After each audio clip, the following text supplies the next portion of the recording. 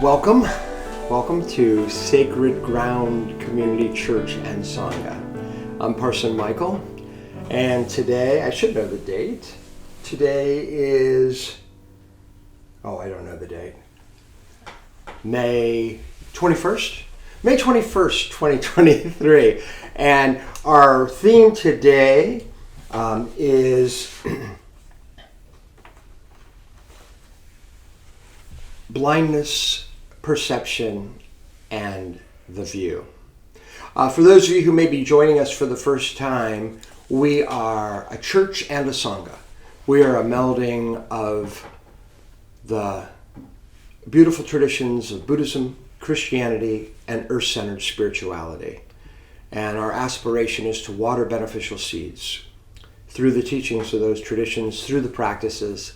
And we use particularly, while we draw from a number of teachers and teachings, we especially draw from the teachings of the Vietnamese Zen Buddhist monk Thich Nhat Hanh, who died a little over a year ago. One of the people who really introduced mindfulness to the West. And with that, I'm going to invite you into mindfulness. I invite you to be mindful of the train that you probably hear in the background. We live right next to the train track, so let's enjoy the sound of the train.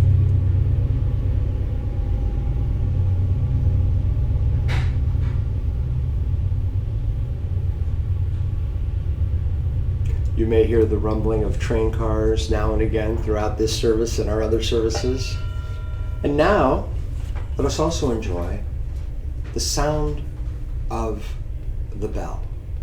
This bell, Tibetan Buddhist bell, and it is an invitation to presence. That's truly what mindfulness is an invitation to be right here, right now, in this moment. Enjoy the bell.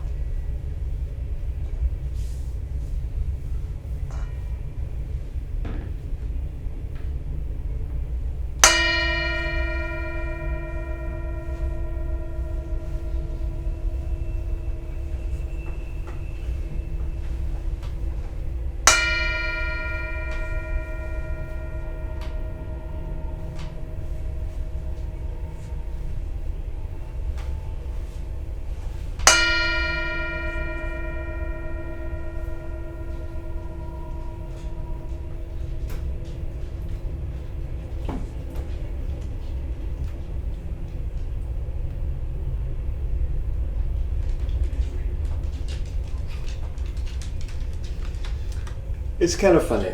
I've been to grad school 3 or 4 times. I'm going to be 61 years old in a few weeks. And, oh, hello, Cookie. And I can just find the deepest joy in ringing a bell or holding our doggie in a moment, right? I mean, you don't need nearly as much as you think, right, Cooks? So it's funny. And it's all just invitation to presence. It's all just invitation to being here, being who and what we truly are. And part of that, my mom and I were watching a nature program yesterday, and it was really cool to see the different animals in that. And I don't know what all animals can think and understand. I know that when our dogs are sleeping, maybe if you have dogs at home, sometimes they'll be twitching and look like they're running. So I assume they're dreaming. So I assume they have imagination. So maybe their imaginations are sometimes active when they're awake. So I'm curious about all that. But I do know as humans, we have these incredible imaginations, and we're able to see things that aren't here, like the past or the future. So in this meditation, I invite you, if you wish, to have your feet flat on the floor. I invite you to be aware of your spine, aware of your hands, and aware of your breath as it comes in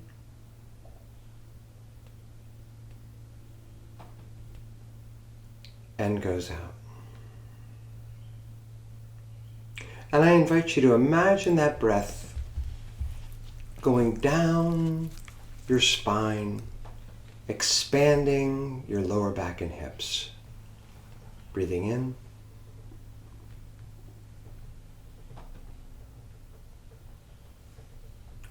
and out.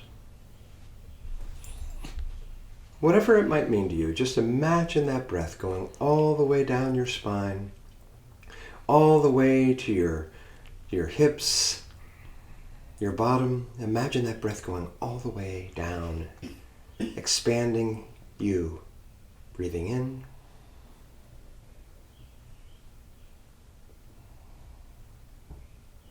and out.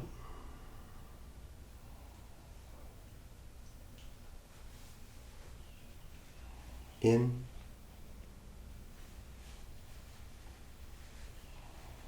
and out.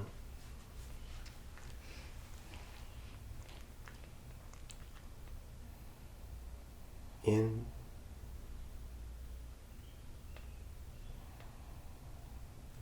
and out.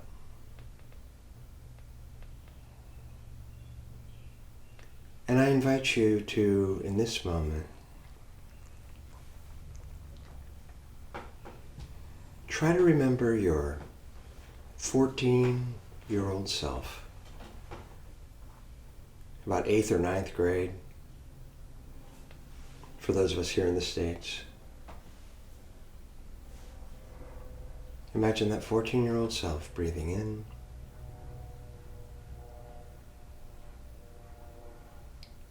and out.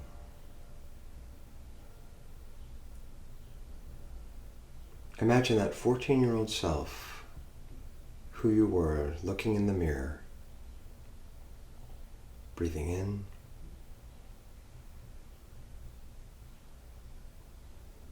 and out. I invite you to smile. Smile your 14-year-old smile at your 14-year-old self. Breathing in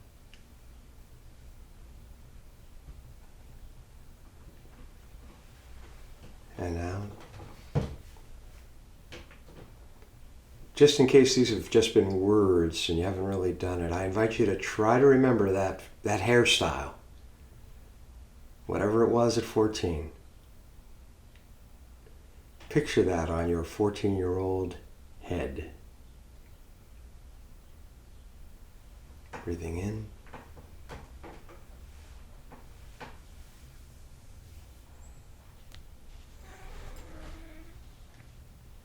and out. Smile to that 14-year-old. Breathing in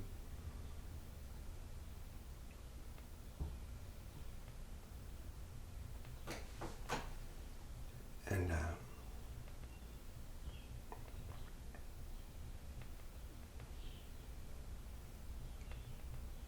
None of us knows how long we have. We just attended the funeral of my Aunt Eleanor, who was 101 years old. So I invite you now, with your imagination,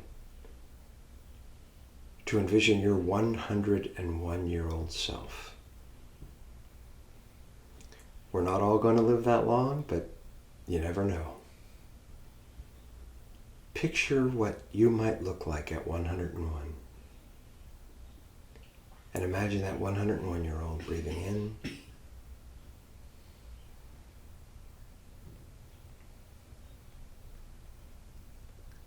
and out.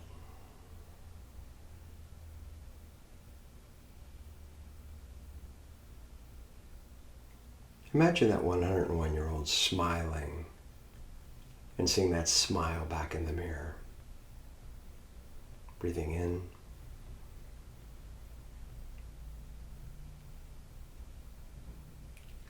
and out.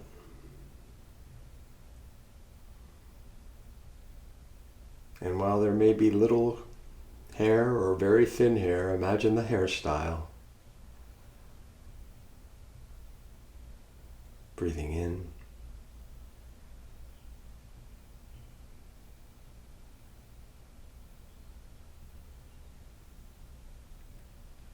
and out.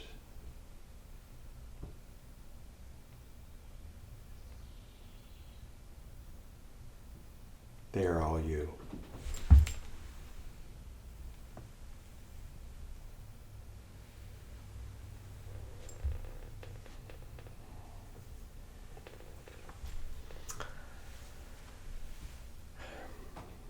I will offer just a little bow, a namaste bow, recognizing the sacred in me, recognizing the sacred in you. The sacred in me, recognizing the sacred in you. And you're invited to bow back if you wish.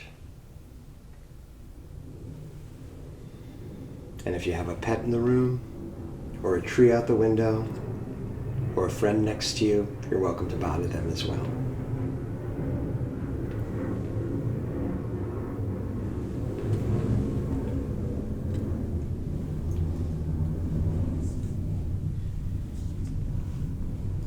I'll invite the bell to sound, and then I'll offer our first reading, which comes from Thich Nhat Hanh, from his book, Transformation at the Base.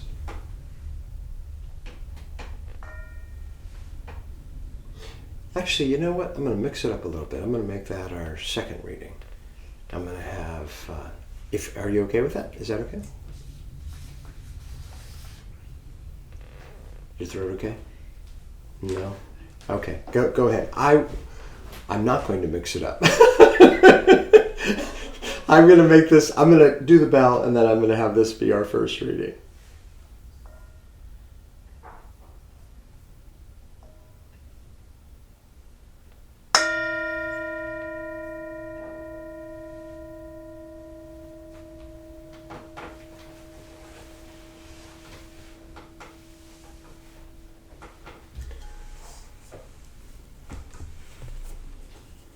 And a reminder, what we're talking about today is perception, blindness, the view.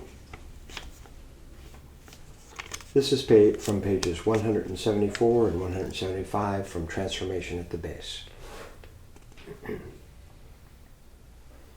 Usually we think it takes 80 or 100 years to complete one cycle of birth and death. But we can experience birth and death in every moment, within our body and within our consciousness. Cells of our body die every moment in order to make room for other cells. If we organize a funeral every time a cell dies, we'd spend all our time mourning and not having any time left to do other things. If we see that it is necessary for our body, our cells to die, so that new cells can be born, we will not spend time bemoaning our loss. It'd be a shame to view this process as a sorrowful thing. The cycle of rebirth relies on the paths of body, speech, and mind. In every instant, we have to communicate the energy of lightness, liberation, peace, and joy, so that life, the cycle of birth and death, can be more beautiful for us and for everyone. Rebirth is neither a straight nor a winding path. We may have the idea that rebirth is a straight path that has already been determined. The you of this moment will become the you of the next moment, and so on. But it is not that simple. Many winding paths make up the cycle of rebirth. In every instant, we are receiving input from the universe, society, our food, our education, our loves, and our hates. At the same time, we are producing output, breathing out carbon dioxide, making other people happy or sad. To say we're going on a straight path in a certain direction is not correct. In every instant, we go out into all directions. Thich Nhat Hanh says, 50 years ago I wrote a book on the basic teachings of the Buddha. Can we trace the path of that book? Many people who read that book have already died. But their children, grandchildren, and great-grandchildren have received ideas from it. We cannot follow the path of that book in one direction only. Nor can we see all the directions in which the author has gone.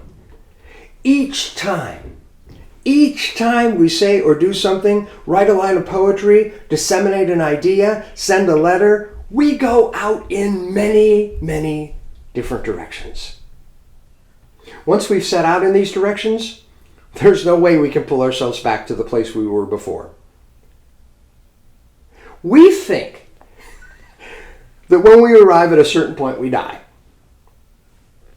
But that is not the way it is. We are already present in all corners of the universe. What is it that dies? The dead body is just our insignificant remains. We are already in all corners of the universe. We are present in our children, our students, our friends, our readers, all the people we have made happy, and all the people we have made suffer. We are in a cycle of rebirth in every instant. To say that it is only when we arrive at a certain point that we die and begin to enter the cycle of rebirth is oversimplified. Everything possesses the nature of interbeing within itself. The cycle of birth and death is achieved in every moment. Self and non-self are not two distinctive entities. They are not separate. Once we have touched deeply the nature of interbeing, we will not separate self and non-self. The ending of a cloud and the beginning of the rain can be seen as simultaneous. In fact, there is nothing ending and nothing beginning. There's only a flow of manifestation. Birth and death are taking place every moment. We are floating on the ocean of birth and death right now.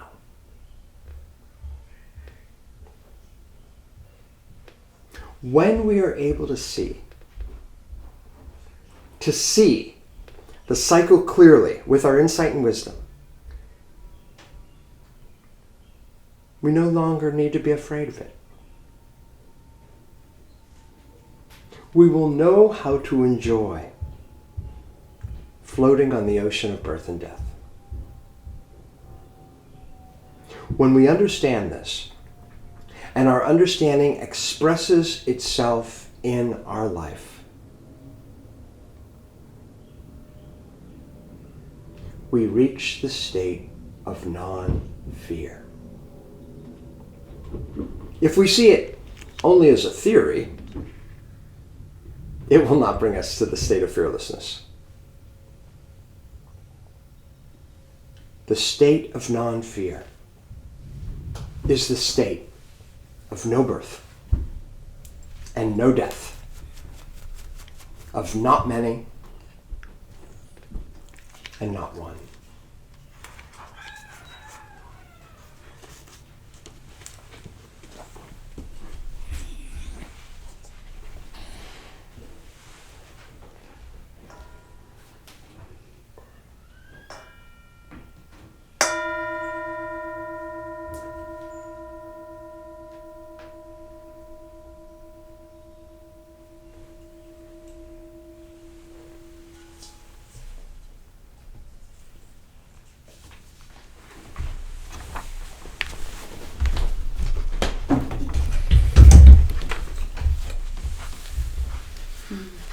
Good morning.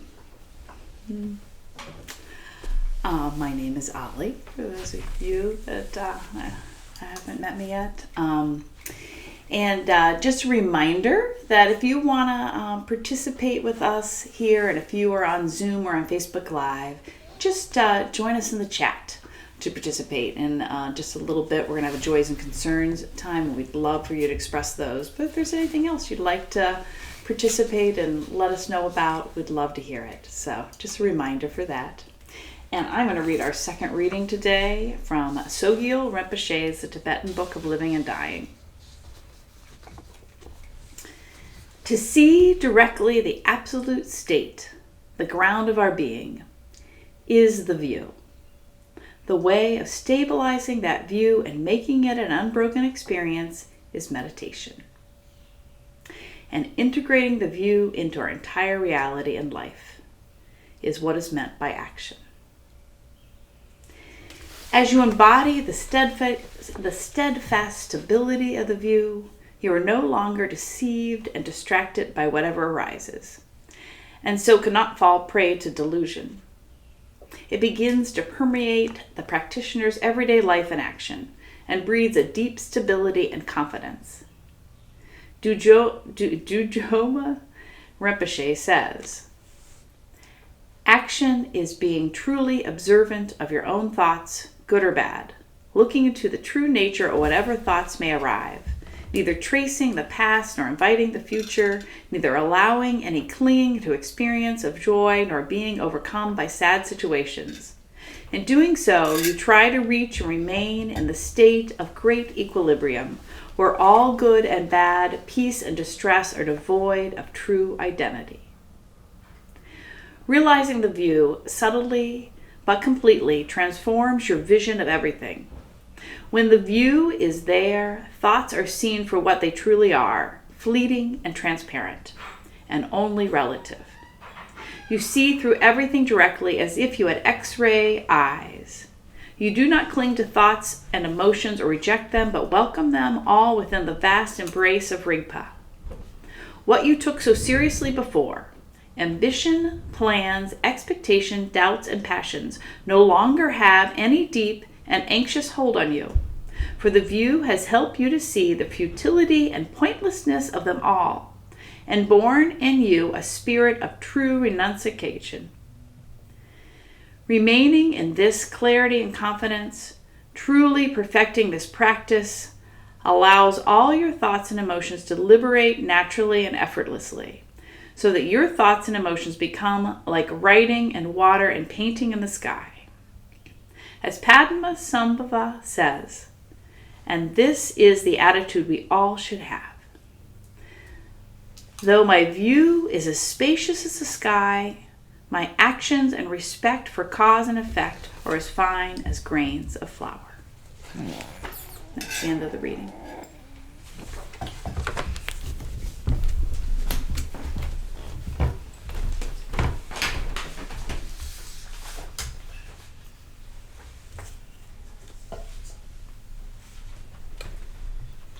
I'll invite the bell to sound again and invite you and me to enjoy the sound of the bell.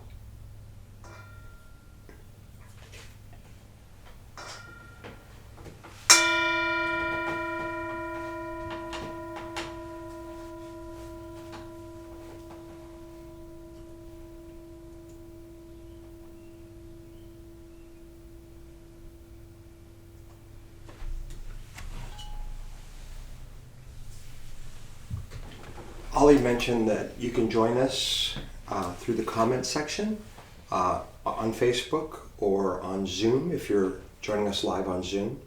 And also if you're watching this as a recording, feel free to offer your comments on the Facebook page. And if you look up Sacred Ground Church and Sangha on YouTube, you'll find that we put out much of the service and highlights from different services and other programs as well, and we welcome all your comments there and your thoughts. I'm going to invite you into song. This is a song from Thich Nhat Hanh's tradition. We've shared many times here before, and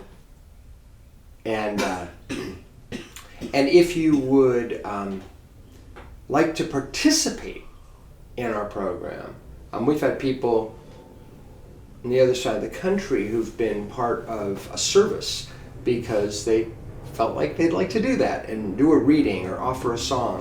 We can arrange for that too, and please feel free to contact us through our website, theholynow.org, to get more involved. I need my glasses to lead us in song. The song is called Breathing In, Breathing Out. Breathing in, breathing out. Breathing in, breathing out. I am blooming as a flower. I am fresh as the dew.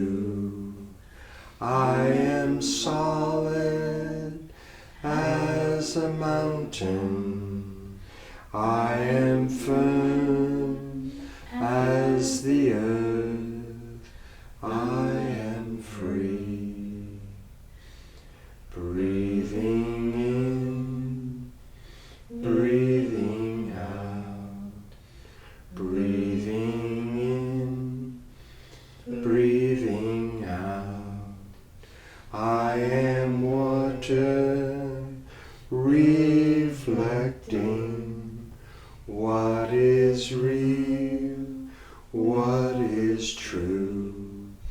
And I feel there is space deep inside of me. I am free, I am free, I am free.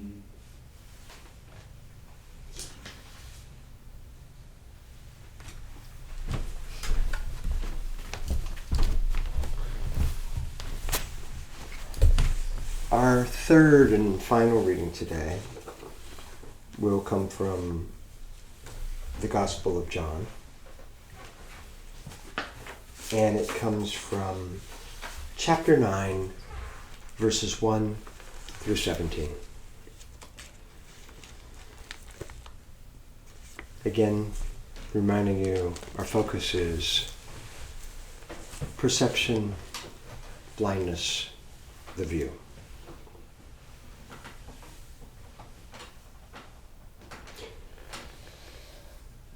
As Jesus walked along, he saw a man blind from birth. His disciples asked him, "Rabbi, who sinned, this man or his parents, that he was born blind?" Jesus answered, "Neither this man nor his parents sinned. He was born blind so that God's work might be revealed in him. We must work the works of him who sent me while it is day. Night is coming when no one can work. As long as I am in the world, I am the light of the world." When Jesus had said this, he spat on the ground and made mud with the saliva and spread the mud on the man's eyes, saying to him, "Go wash in the pool of Siloam," which means sent. Then he went and washed and came back able to see. The neighbors and those who had seen him before as a beggar began to ask, "Is this not the man who used to sit and beg?" Some were saying, "It is he." Others were saying, "No, but it is somebody like him." He kept saying, "I am the man." But they kept asking him, "Then how were your eyes opened?" He answered, "The man called Jesus made mud, spread it on my eyes, and said to me, 'Go to Siloam and wash.' Then I went and washed and received my sight." They said to him, "Where is he?" He said, "I do not know." They brought to the Pharisees the man who had formerly been blind. Now it was a Sabbath day when Jesus made the mud and opened his eyes. Then the Pharisees also began to ask him how he had received his sight. He said to them, "He put mud on my eyes, then I washed, and now I see." Some of the Pharisees said, "This man is not from God, for he does not observe the Sabbath." But others said, "How can a man who is a sinner perform such signs?" And they were divided. So they said again to the blind man, "What do you say about him? It was your eyes he opened." And they said, he is a prophet.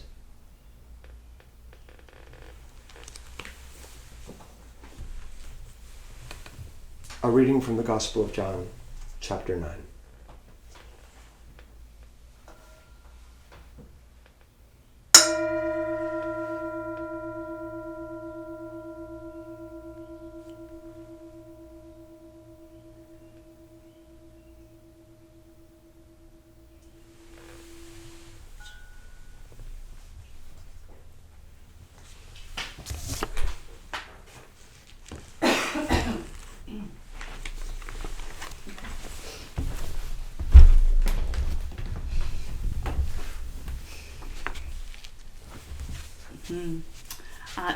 And now I'm going to lead us in a meditation and embodied prayer this morning. So I invite you just to get in a comfortable seat. And we're going to do a little breathing this week again, as we did last week. And actually, before I forget, I want to recognize that the prayer today is an adapted prayer from a woman named Milana Don. So I want to acknowledge her. And we've adapted her prayer today. So we're going to just do a breathing exercise. I've done this for a couple times now, and this is just a little bit of a tweak on one. So I invite you, if you're comfortable, to put your hands deliberately someplace on your body, and to just get in a space of reverence, if you're not already, and if you'd like to shut your eyes gently, and just start noticing your breath. That's always the first step. Just notice the in and out. The second step is elongating the in and out. So a deeper in breath and a slightly deeper out breath.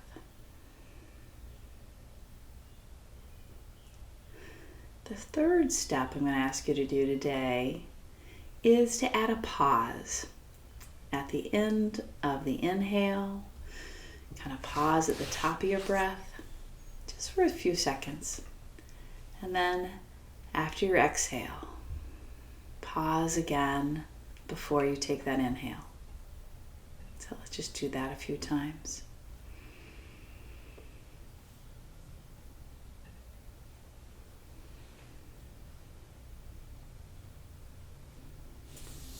The next thing I'd like you to do is just extend that pause a little bit. So again, a slow, extending your inhale, extending the pause between your inhale and exhale, and then exhaling, and pause between your exhale and your next inhale. So just holding it just a little bit longer and a little bit deeper.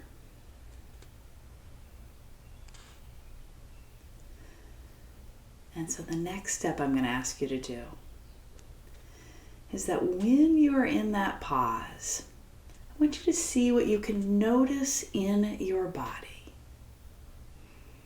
in that pause. Both after the inhale and after the exhale, those slight pauses, and you can extend those pauses. What do you notice in your body? Can you notice any tightness? Just the feeling of your body? Could you notice your heartbeat? That is one thing I'm noticing on those pauses. So I'm just going to let us be silent for a minute and see what you notice in your body.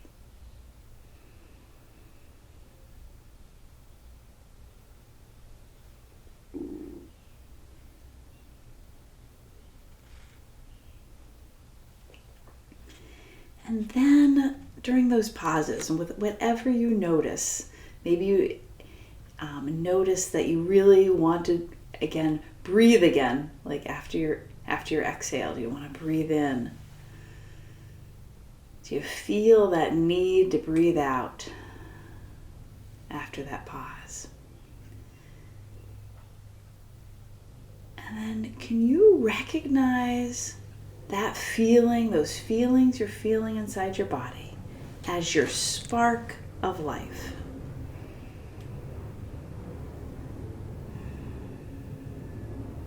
As that life force that's inside you that's telling you, I want you to breathe again. I want us to keep going. You want that next breath. It's that life force, that spark of life that's willing you to breathe again.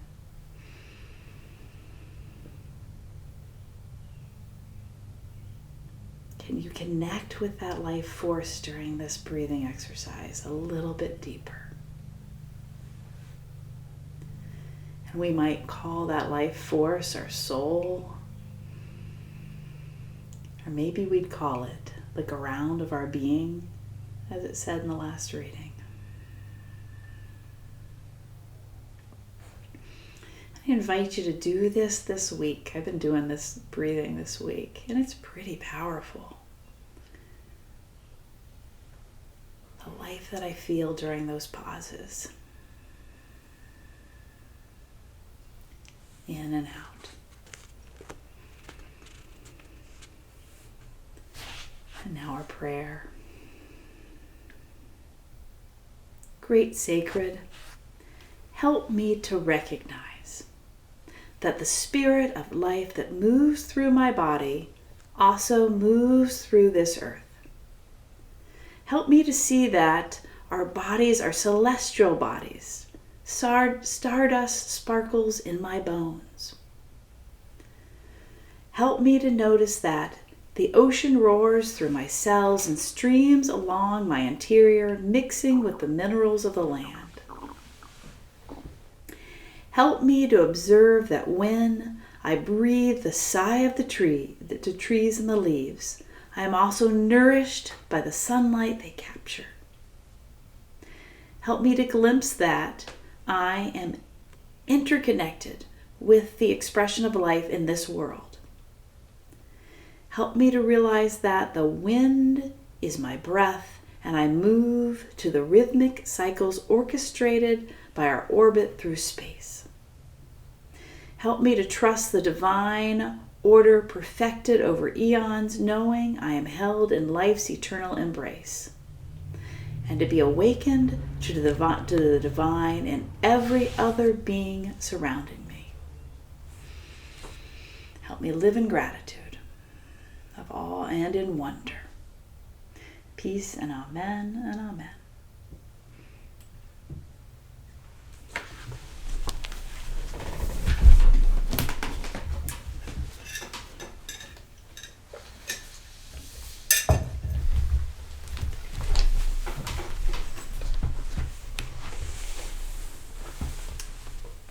Thank you, Miss Ollie.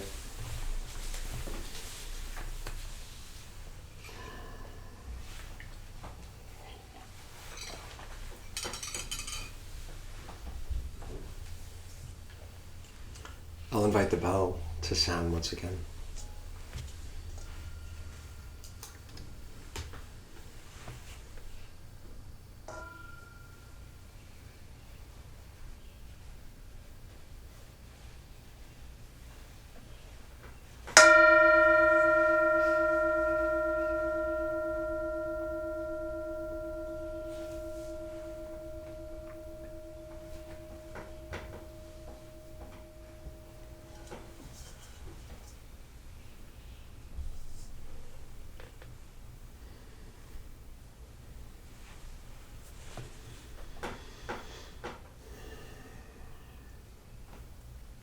Years ago, a friend of mine who's in his mid-90s, he was maybe in his early 90s or late 80s at the time,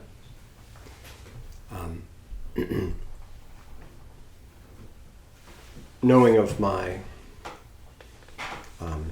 interest in Buddhism and my Buddhist practices that I regularly aspire towards.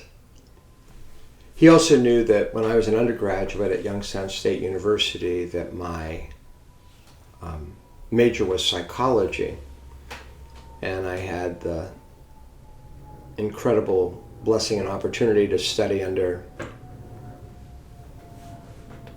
a great teacher, the late Dr. Peter Beckett. And I studied perceptual psych as an undergrad and was involved in doing experiment. There was no grad program in psychology at YSU, so I was able to work with the professor rather closely. And even as an undergrad. And my friend, who's in his 90s, said, I can't think of a better preparation for your later interest in Buddhism than the study of perception.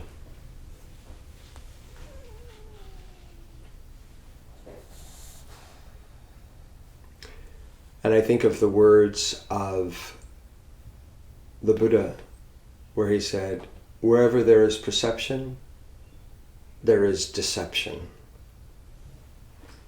I've oftentimes spoken here of point of view. We speak of it all the time. What's your point of view? And recognizing that even though you may be watching in another part of the country or another part of the world, you actually have a point of view which allows you to see things in this room that I cannot. Namely, what's behind me. We each have a point from which we view. And I think the sacred texts invite us into having, or at least trying to expand toward a wider view. I was noticing in the reading from John today, that story begins with the disciples saying to Jesus, oh, here's this blind guy. What sin has he committed? What sin have his parents committed that caused him to be blind? And to put it in common vernacular, she says, no. That's not it.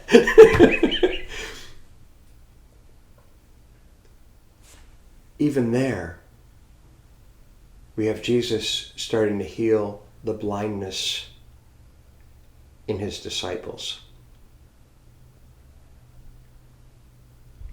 And then in the reading from Tibetan Buddhism that Ollie shared with us, the invitation into the view, where our thoughts and emotions can become like writing on water. I love that, right? Imagine, taking your finger, going to the pond or going to the pool and write your name on the water. There's something there, but it immediately goes out and disappears.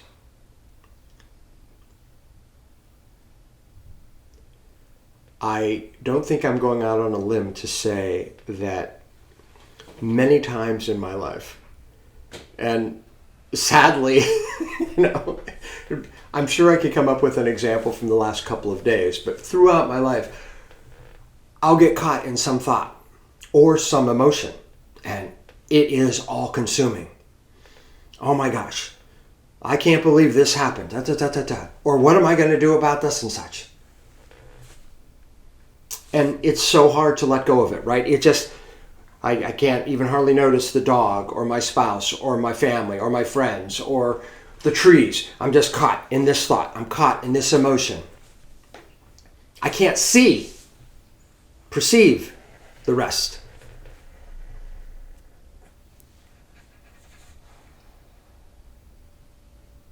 Where are those thoughts right now?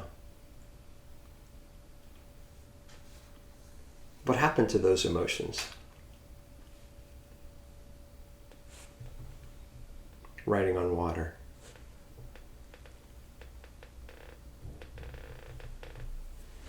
I remember a friend of mine saying,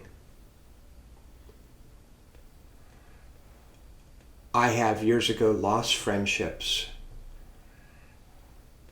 over ideas and dogmas that I don't even believe anymore.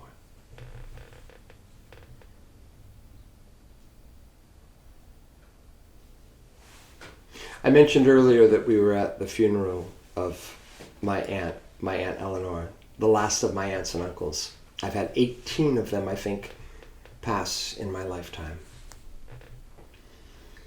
And she died just a few weeks ago, and then they had the funeral on Friday. And I found myself seeing things about her. I've known her since I was born.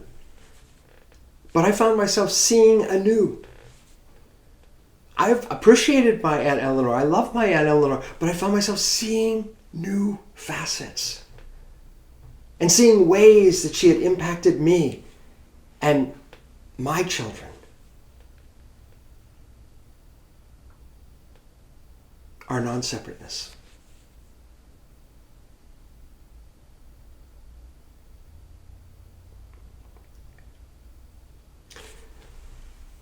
The poet William Blake said,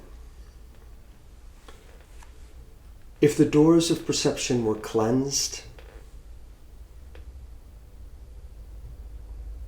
everything would appear to us as it is, infinite." I invite you to close your eyes and breathe in.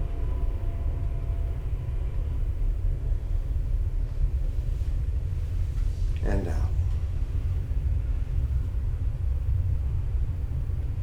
In.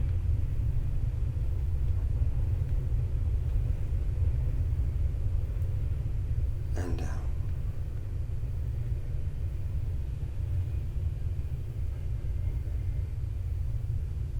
In. And out. Ali led us in a beautiful practice today, inviting us to pause before that in-breath and before that out-breath. And there's something within me that wants to breathe in or wants to breathe out. In Jewish tradition, the breath is called ruah, which means spirit. And I thought, oh, this is another dimension of that.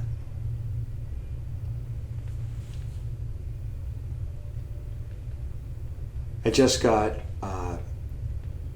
DNA test results back, and my wife and children, a couple of years ago, they learned that they have small percentages that they are part African American and indigenous Native American, very small percentages. And we have to be careful with this, right? Because we don't want to be, obviously we're white folks and we have all that privilege, and we're not, trying to claim this sort of stuff.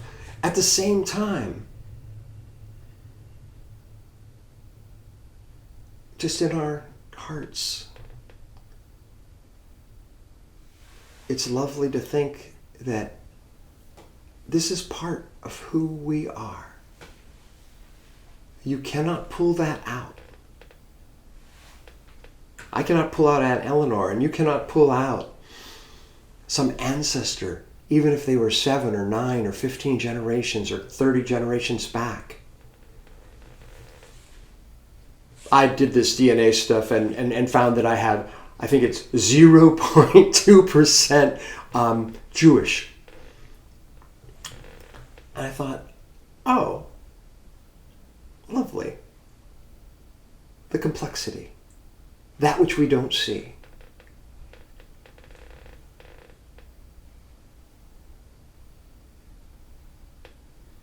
I invited us into an exercise, if you were here with us at the beginning, where we envisioned ourselves as our 14-year-old selves and our 101-year-old self.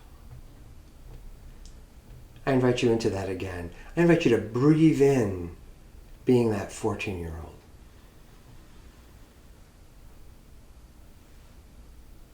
Breathe out as that 101-year-old.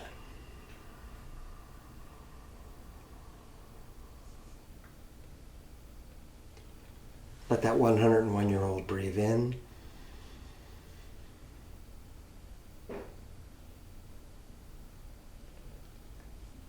let that 14-year-old breathe out. Let that 14-year-old breathe in. Let that 101-year-old breathe out.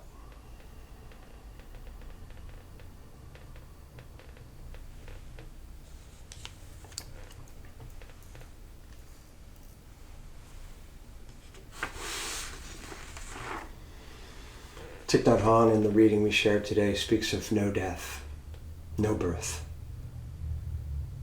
I spoke of age 14 and age 101, but the reality is that elements of you were here decades, centuries, millennia before you were here in this manifestation. And that pieces of you will continue.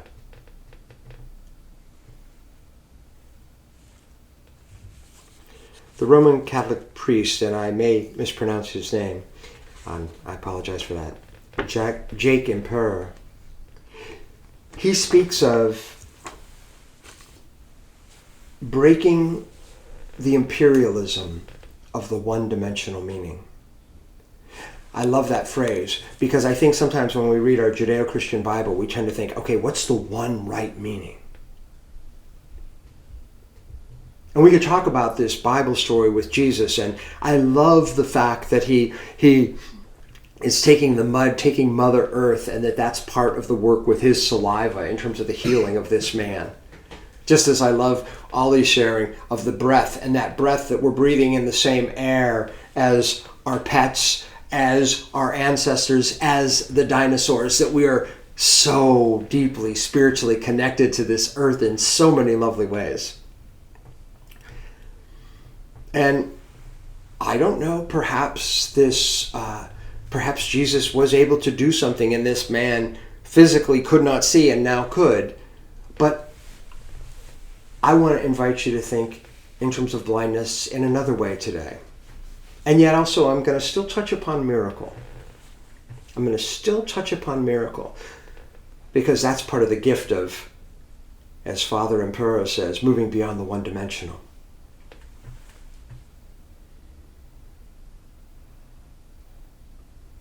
I invite you to think of a person, whoever pops into your head, a friend, family member, neighbor. Picture them.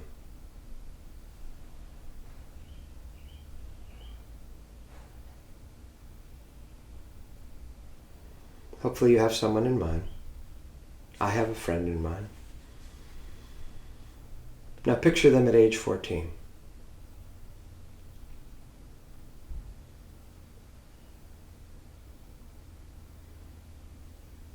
Now picture them at age 101.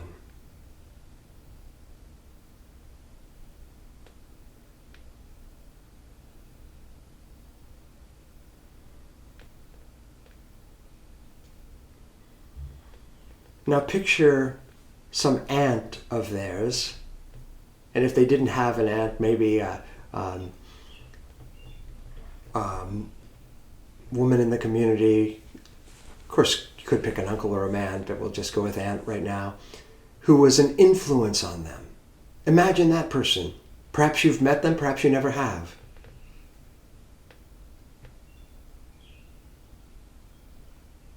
And know that they are not separate. Take this person you're imagining, and let's go back to the 1850s.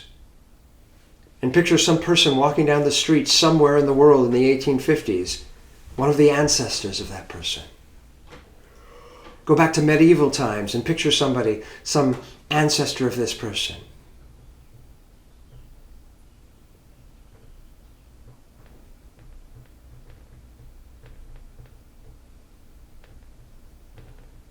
Picture a tree nearby that person and it's letting go its oxygen. It's not separate from that person.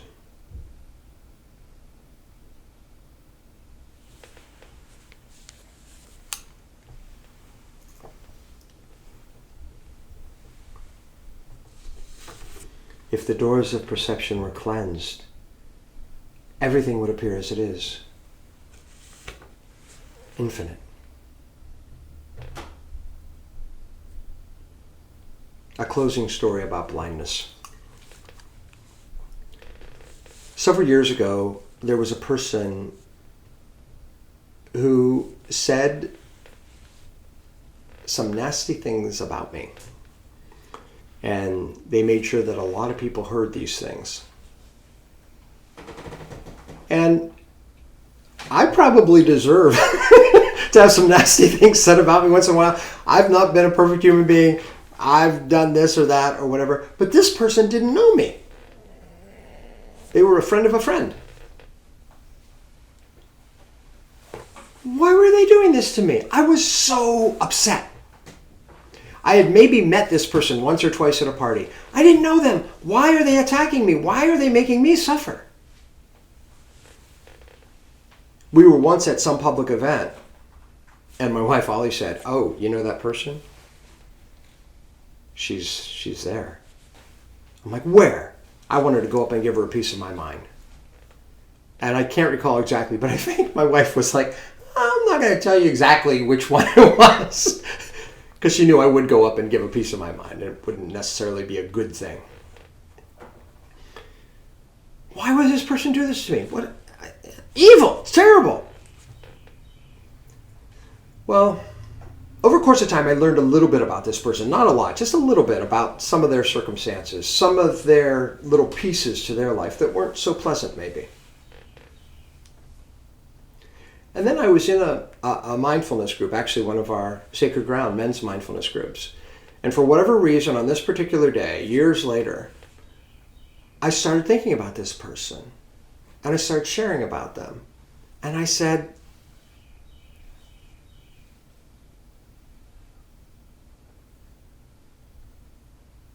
I remembered what Thich Nhat Hanh had said. When someone makes you suffer, they're saturated with suffering. And I said, oh my gosh, the level of suffering within that person, that she would make me almost a total stranger, really. I don't even know her name to this day. That she would make me or attempt to hurt me. She doesn't even know me. She must be hurting so much that her suffering's spilling out, not just at somebody in retribution for what they did before, but somebody she doesn't even know. And it really, and you know, let's not put Michael on a pedestal here, because I was ready to lay into her, 6 months before, and angry and everything else. But in this moment, for whatever reason, something opened in me, and I was like, oh my goodness, I can't imagine the level of suffering that must be in her. And tears were flowing.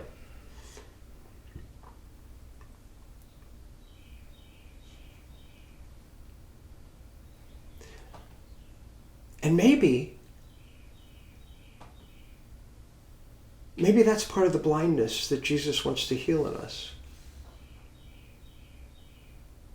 Or the Buddha wants to heal in us.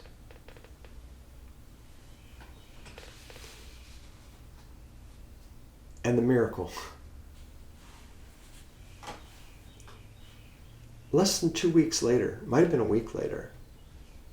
This is now years later, since these insulting things have happened, and I received an email from this person.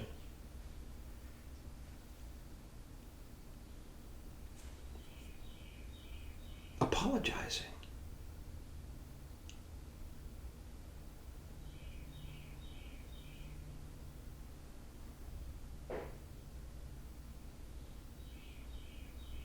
Saying that what she had done to me was not fair. She was going through a really rough time.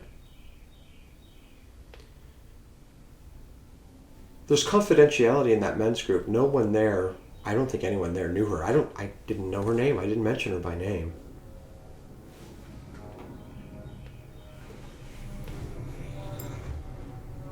But I wonder when And I don't live there. I don't live there with the view. I maybe have been fortunate enough, blessed enough that occasionally I've been able to touch it for a couple of moments.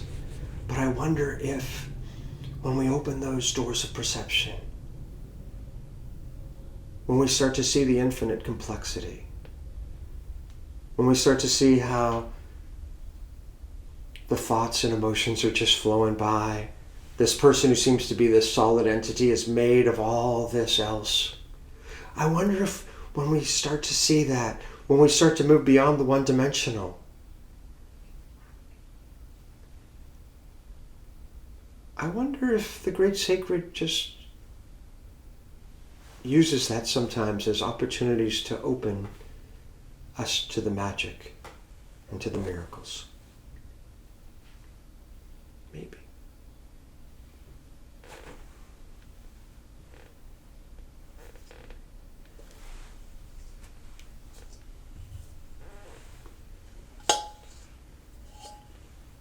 I invite you to enjoy the sound of the bell.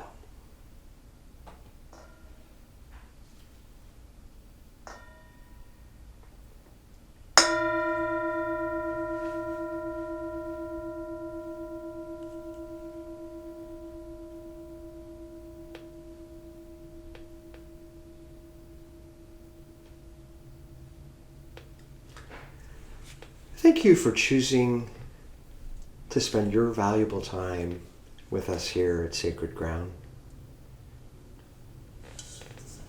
Thank you for helping us to try to water beneficial seeds in each other. And one way we try to do this is through our Joys and Concerns prayer during our service. So I invite you into a place of prayer.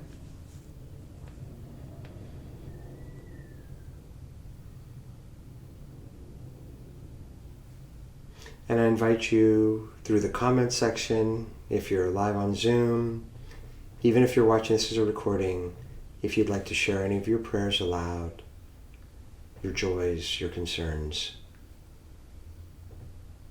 may they all flow together here.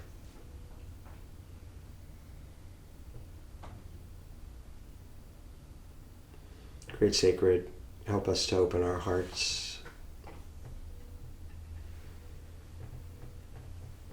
as we breathe in and out. Help us to see what we do not see. Heal us of our blindness. Open us to the view. And we'll now open Sacred Ground Community Church and Sangha for prayer.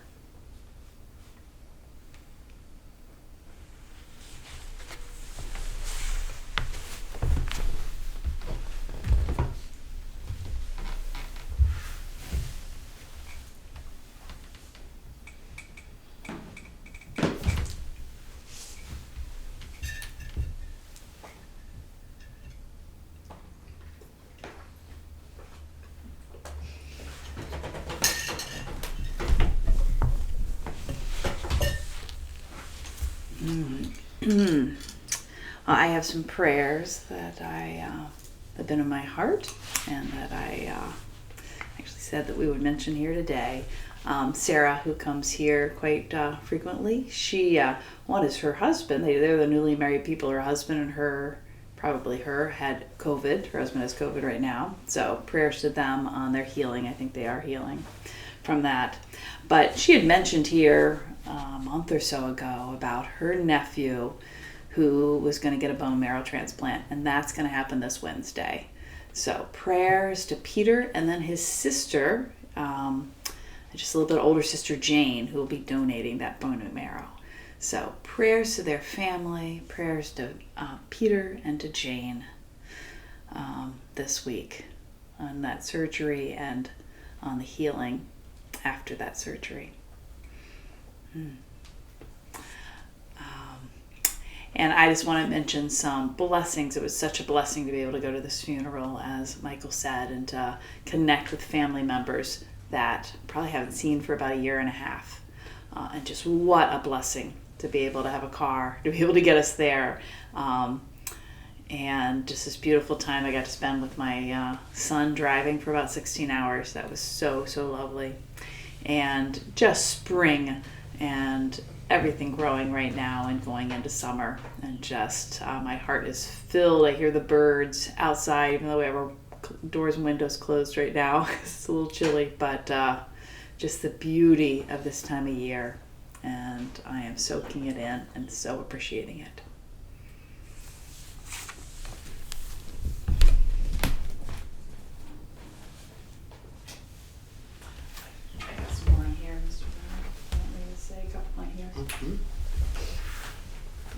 Okay.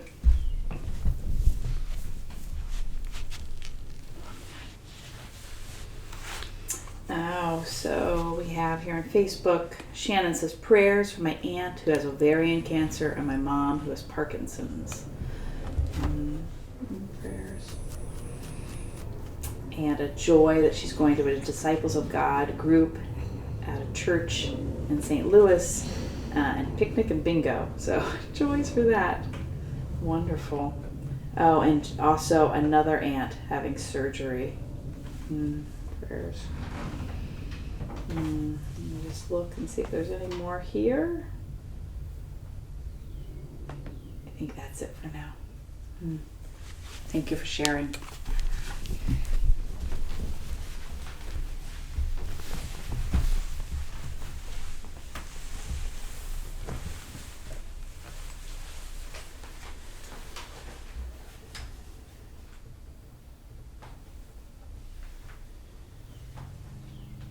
Great Sacred, please watch over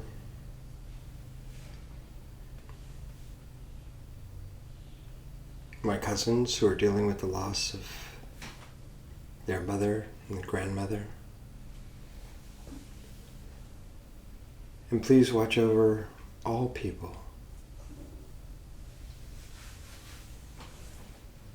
dealing with the illnesses,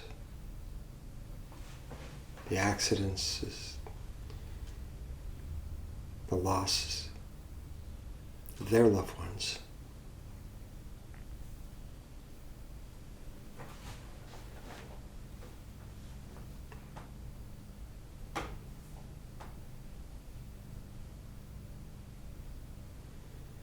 There's a phrase we often use, many are familiar with, we've often used in our family, that funerals are not just for the dead, they're for the living. And I am so grateful for the connections, reconnecting with some family and just getting to know some family. Connections that might continue into the future.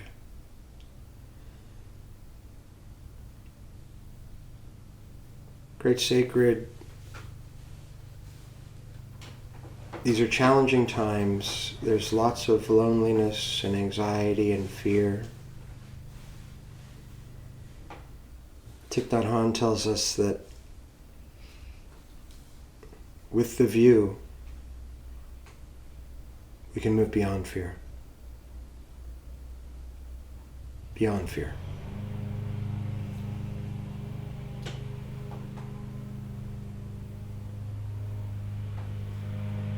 Help us to see and appreciate. Heal us of our blindness, wherever it may be.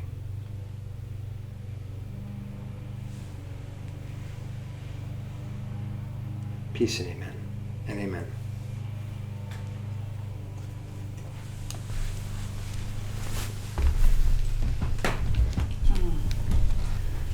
Wow, I think we've run over a little bit. I can hear the lawnmowers going outside. So, so just a few more things. Just announcements. Go to theholynow.org for all sorts of information about what's happening. Go to our calendar page. And our calendar there is pretty complete but about the goings-on that we have here. Also, on our Facebook page, theholynow.org, you can donate to us and support us. Thank you to everyone who has been donating. It's been very, very helpful, and we really appreciate it. Okay, so I'll just tell you some things that are happening now. We're going to meet here in 2 weeks for in-person and online for the same thing as today. And then on June 11th, our Church of the Wild.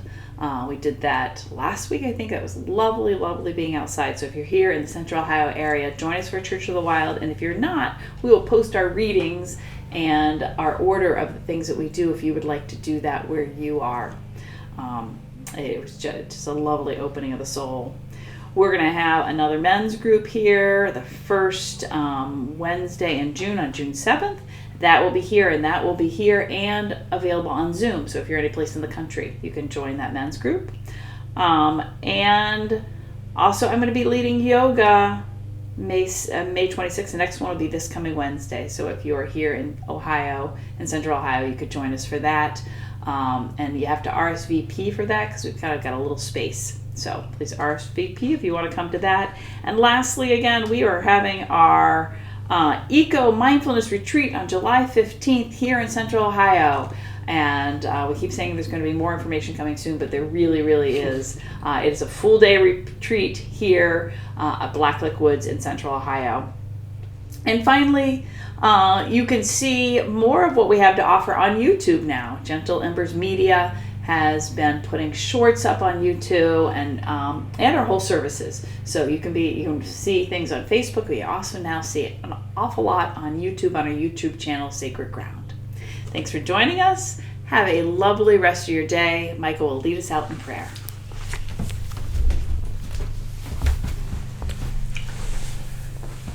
Again, thank you for being with us.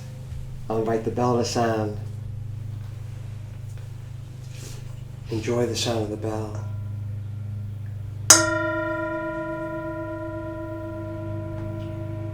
Breathing in, breathing out.